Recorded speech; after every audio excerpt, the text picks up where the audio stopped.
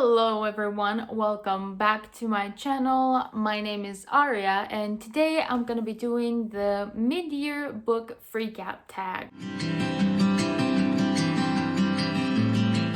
So it has been a minute again. Is that a surprise? Not really, but life has just been a mess as per usual. But we are not here to talk about what gives me anxiety on a day-to-day basis. Today we are here to do the mid-year book freakout tag. And that's what we're gonna do. So I've never done this tag before, but watching BookTube for years now, I am very familiar with this tag and I always enjoy watching it and like seeing everyone's progress and seeing like the progress of my favorite booktubers.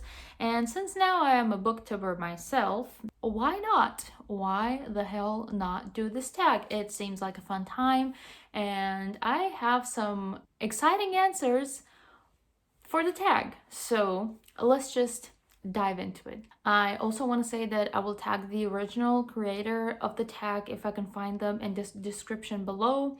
So if you want to check their video out, you can go look there. And now let's jump into the questions.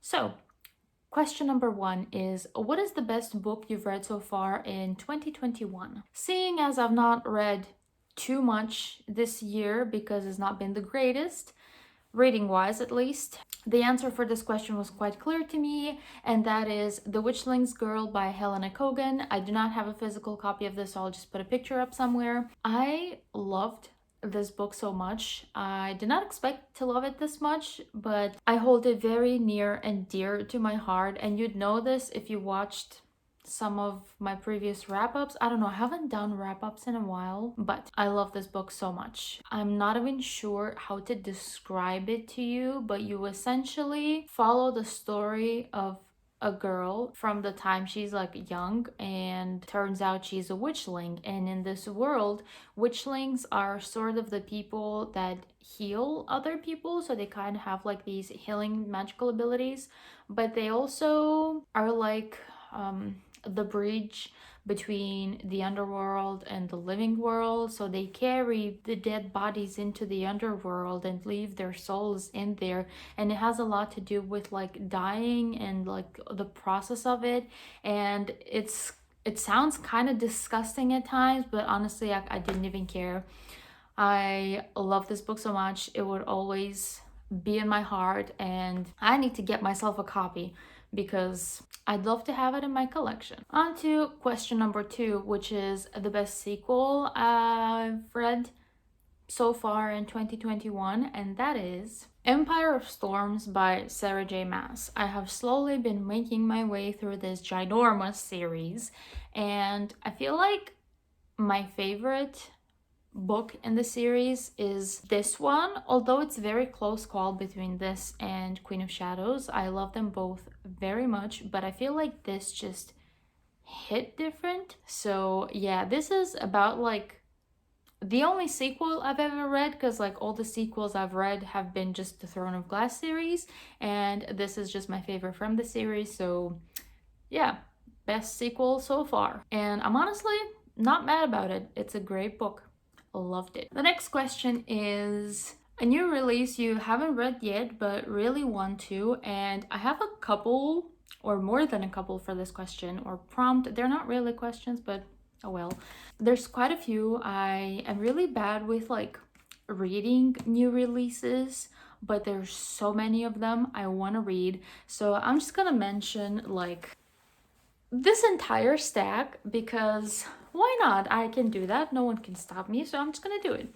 So the first one on the stack is Realm Breaker by Victoria Aveyard. This sounds honestly so good that I have forgotten the plot of the story, but I really want to read this. I haven't read her Red Queen series, but this just sounded fantastic and there's a lot of hype about it, and it's just like high fantasy, which is essentially all I read these days. So I know I'm gonna love it because I love fantasy. My brain is only consuming fantasy lately, and it's all it wants to consume, so I keep adding to my unending pile of high fantasy books I want to read, and this is one of them. Next, there's another high fantasy, surprise, surprise, not really, and this is Son of the Storm by, and I'm really sorry if I mispronounce this, but Sui Davies Okumboa.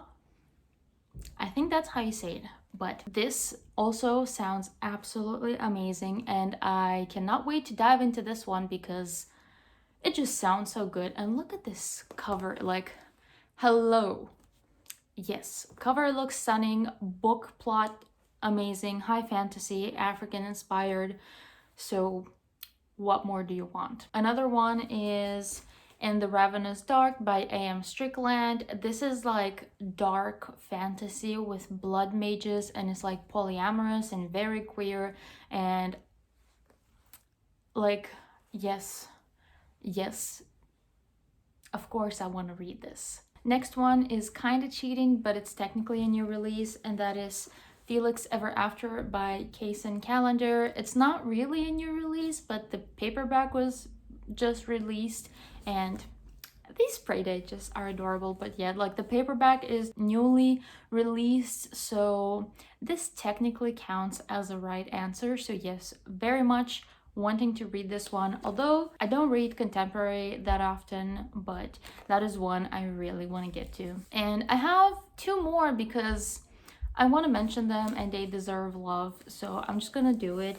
So another new release I want to get to is Witches Steeped in Gold by Sienna Smart. This again is like an African inspired fantasy with witches, and it just sounds so good and juicy. And like, again, this cover, I love it so much. I love like the whole vibe it's giving me, plus the green, and just yes, want to read this very badly. And the last new release I'm going to mention is The Jasmine Throne by Tasha Suri.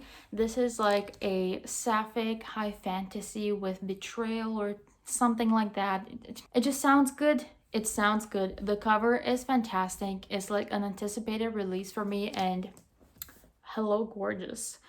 So yeah, I mean, what's not to love? High fantasy, sapphic, that just about does it for me. I don't need more. The next question is most anticipated releases for the second half of the year. And again, I have so many,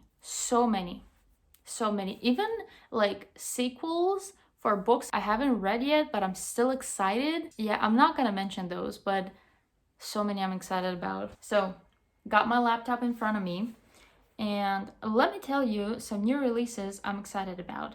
And I also want to film like another new releases to be aware of, like anticipated new releases video like I did at the beginning of the year, and I'm gonna do that very soon, maybe probably after I film this video. Keep an eye out for that. But just to mention a couple, there's She Who Became the Sun by Shelley Parker. Again, this is like a Mulan retelling, I believe. So excited for it. And then there's also These Hollow Vows by Lexi Ryan. No idea what it's about, but it sounds fantastic.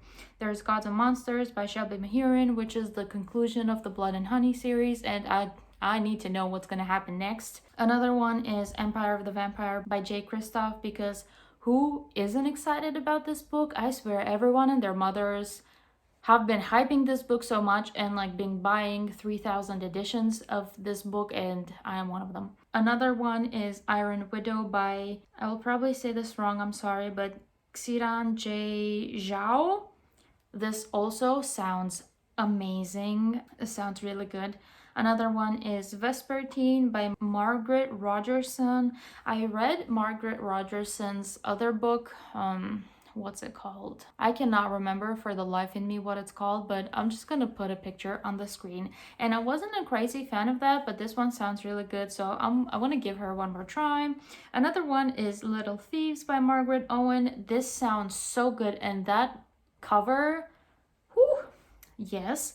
And last one I'm going to mention is Jade Fire Gold by June C.L. Tan.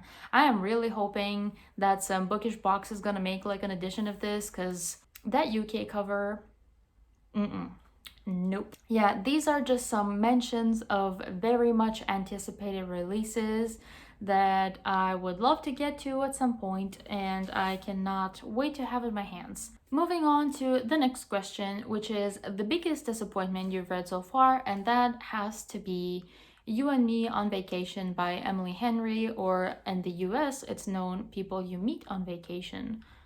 I don't know why the difference in titles, it's very annoying, but anyhow, I wanted to love this so much. I loved her first book, Beach Read. I absolutely adored it. So I had very high hopes for this second book of hers. And there's nothing inherently wrong with the book. I just didn't connect to it and I didn't connect with the characters. It was just very meh for me. Hence why it is the biggest disappointment so far. Yeah, I mean, I don't think I have much else to say aside from that, but I think it just wasn't for me. I feel like it's more of a me thing rather than the book being bad. Next question is the biggest surprise you've read this year so far, and for me, that has to be Alice by Christina Henry. This is one of those books that have just been on my Goodreads TBR for ages, and I just picked it up in Waterstones this one day and opened it, read it, and loved it. And I did not expect to love it as much as I did. This is essentially like a horror retelling of Alice in Wonderland, and it very much gives me the vibes of, if any of you know the game Alice Madness Returns, like right at the beginning of the game when she escapes from the asylum, this is very much that kind of vibes, very much that. So I love that game. I love this book and it surprised me. And now I want to read all of Christina Henry's books, period. Like all of them. I don't even care what they're about. I want to read all of them. Next up is favorite new author. And I'm gonna have to go with the same book and author, Christina Henry. Again, did not expect to love this as much as I did. And also the writing was so easy, and like I generally, whenever I find a new author, like I'm gonna love the book, sure, okay, but I might not want to read all of their books, like with Helena Kogan, for example. But this one, I don't know, there's just something about the whole vibe of the book that just makes me want to read everything by this author. So I'd like to confidently say that Christina Henry is a new favorite author. At least I hope she will stay this way, because I want to read all her books and I want to love them all equally as much as I did this one, and maybe even more. Next question is favorite new fictional crush. This was a tough call to make, but I think I have chosen between the two. I'm still not sure though. Can I just say both? I can just say both. So it is very much a tie between Hawk from Blood and Ash, because I'm predictable, and also Matthew from A Discovery of Witches. They're kind of similar. I guess if you read both of these, you might figure out like why they're both like fictional crushes. I just like their vibes. I don't know. Yeah, I'm not gonna discuss this further because I'm a little shy. So moving on to the next question, which is favorite newest character. And for this, I think I'm gonna go with Hades from A Touch of Darkness, and I couldn't tell you exactly why this is my newest favorite character. Yeah, I don't really like usually have like favorite characters that I hold near and dear to my heart. That doesn't happen often, but I feel like Hades just kind of grew on me while reading this, and yeah, I think that's who I'm gonna go with. The next question is a book that made you cry, and for this I'm gonna go with Loveless by Alice Oseman, which is the one and only book that has made me cry this year, because I don't tend to cry in books that often. The closest I'm gonna get to crying is that feeling that you get behind your eyes, that like kind of pressure, but I'm just never gonna actually cry. But here I kind of sobbed, and not because the book is like sad or anything, but it just kind of made me have a realization about my own sexuality. And if you don't know, this is a book about an asexual character. It just kind of made me realize some things about my own sexuality, and I have found the labels, let's say, that I feel most comfortable with, which is very cool. Don't cry often, but Sometimes I do, and this is one of those sometimes. Next question is a book that made you happy, and the answer was like solid for this one, and it is The Gentleman's Guide to Getting Lucky, which is like a short novella that takes place after A Gentleman's Guide to Vice and Virtue, which I absolutely love.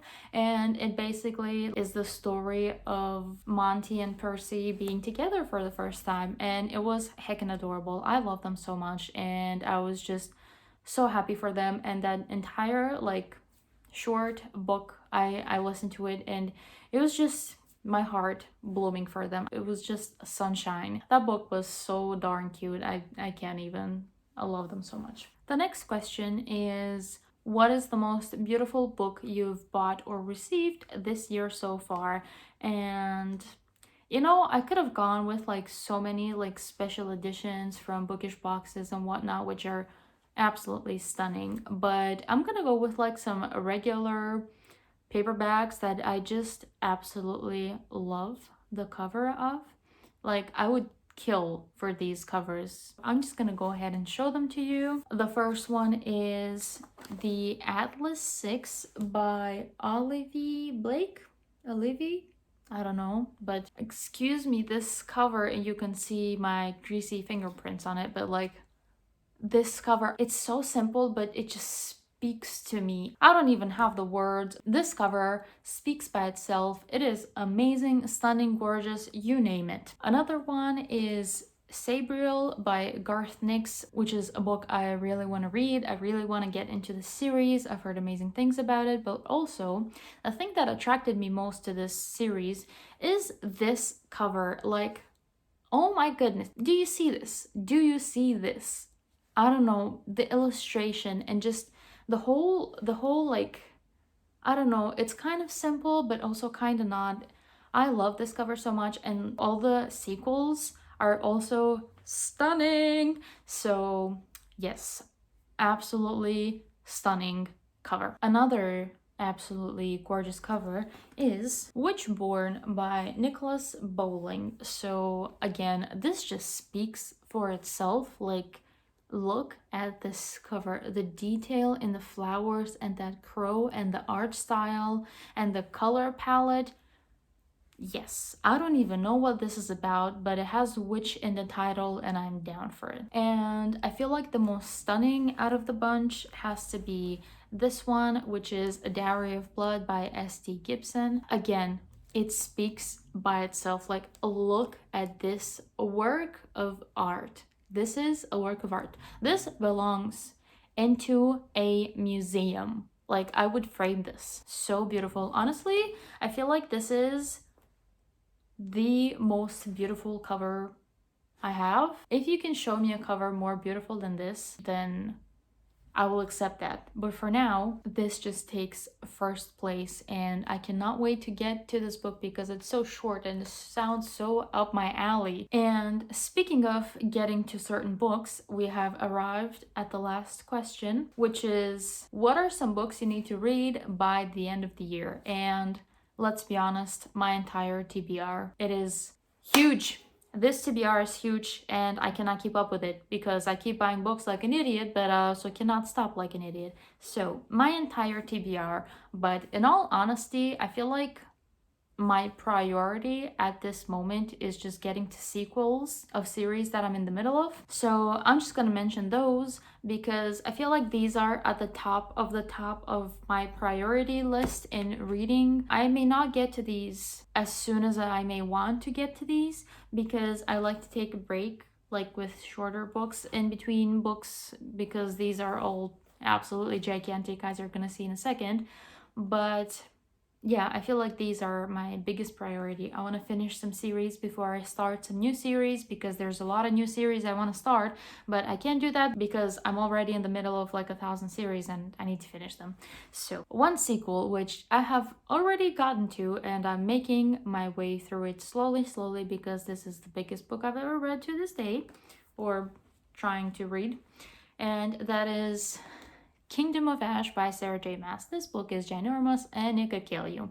So as you can see, very slow progress, but it's happening. It's happening. I am excited and very afraid to read this book. I don't know what's gonna happen. I honestly don't know what to expect. I feel like Sarah J. Maas is gonna throw some curveball at me that I'm not gonna see coming, and I don't know how to feel about it. But at the same time, this could be totally predictable. I don't know. I don't know, but I'm so happy I'm reading this. I'm happy that I'm going to very soon be done with this series so I can start another giant series, which I'm not gonna say what it is yet, but I guess it will be revealed soon. Another sequel I very much want to get to is Shadow of Night by Deborah Harkness. I read A Discovery of Witches earlier this year and I loved it, and I want to continue because I also want to watch the TV show, which is great, but I don't want to watch the TV show before I read the book. So really need to get to this. I'm excited to see what's gonna happen. It's gonna happen soon. So I feel like this may be the next book I read after Kingdom of Ash.